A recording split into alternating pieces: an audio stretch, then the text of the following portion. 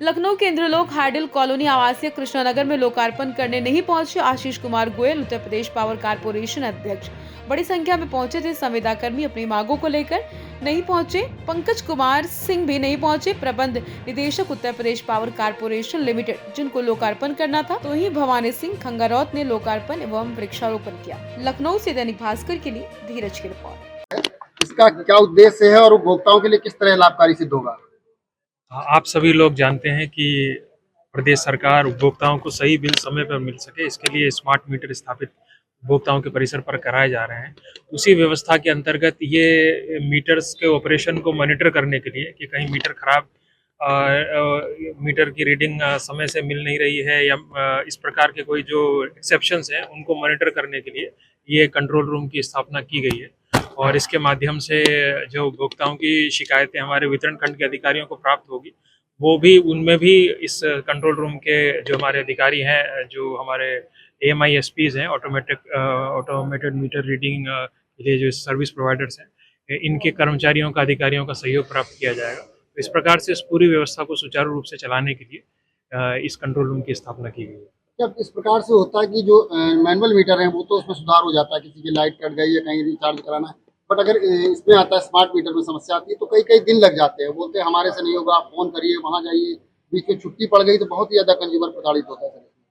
हाँ, देखिए, आप सभी लोग अवगत हैं कि जब कोई तकनीक नई होती है तो उस नई तकनीक में शुरुआत में कुछ इस प्रकार की दिक्कतें आती हैं, परंतु अब काफ़ी लंबे समय से हमारे प्रदेश में ये स्मार्ट मीटर की स्थापना की जा रही है और पूर्व में जो स्थितियाँ थी उसमें गुणवत्ता पर गुणात्मक सुधार अब हो चुका है और अब उतनी संख्या में और उस सीमा तक समस्याएं नहीं आ रही हैं। परंतु फिर भी अगर इस प्रकार की कोई समस्या आती है तो उसको तत्काल समाधान करने के लिए ही और हमारे कर्मचारी अधिकारियों को जो पूर्व का अनुभव है उसके प्रकाश में और अधिक अच्छे बेहतर ढंग से चुनौतियों का सामना करने के लिए, प्रशिक्षित करने के लिए ये व्यवस्था अपनाई गई है। सर, एक आपके विभाग से भ्रष्टाचार से जुड़ा हुआ मुद्दा है।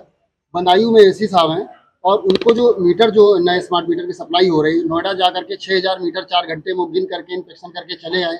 आरोप लगा कि 6 लाख रुपए लेकर के चले आए। चेयरमैन साहब ने आपको जांच फॉरवर्ड की, उसमें वो लीक हो गई। क्या हो रहा है उस मामले में? इस प्रकरण में जैसा आप बता रहे हैं, अगर कोई इस प्रकार की बात है तो उसको हम लोग जांच करवा करके और उसमें जो भी दोषी होगा उस दोषी के विरुद्ध कार्रवाई की जाएगी। अभी एक और मामले में भी जांच हुई और जांच करके रामचंद्र जी हैं वो चले आए, वहाँ बदायूं का ही प्रकरण है। वहाँ पर जो है बड़ा सा ट्रांसफार्मर 5 MVA का था, उसको बदल दिया गया बगैर जानकारी दिए हुए। कहीं भी लिखा पड़ी उच्च अधिकारियों को नहीं हुई, बदल दिया गया। उसकी जांच भी आई और जांच रिपोर्ट आप तक आ गई। सर, उसमें भी कोई कार्रवाई नहीं हुई?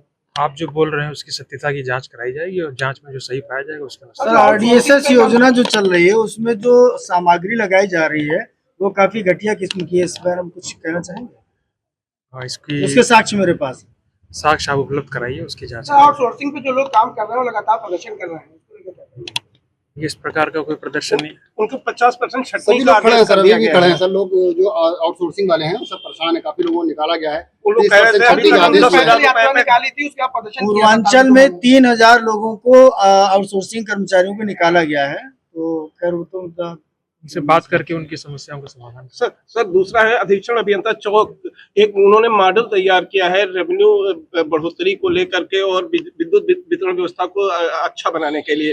वो मॉडल लगभग पूरे प्रदेश में लागू किया जा रहा है। इसका अध्ययन करके उसको प्रदेश में लागू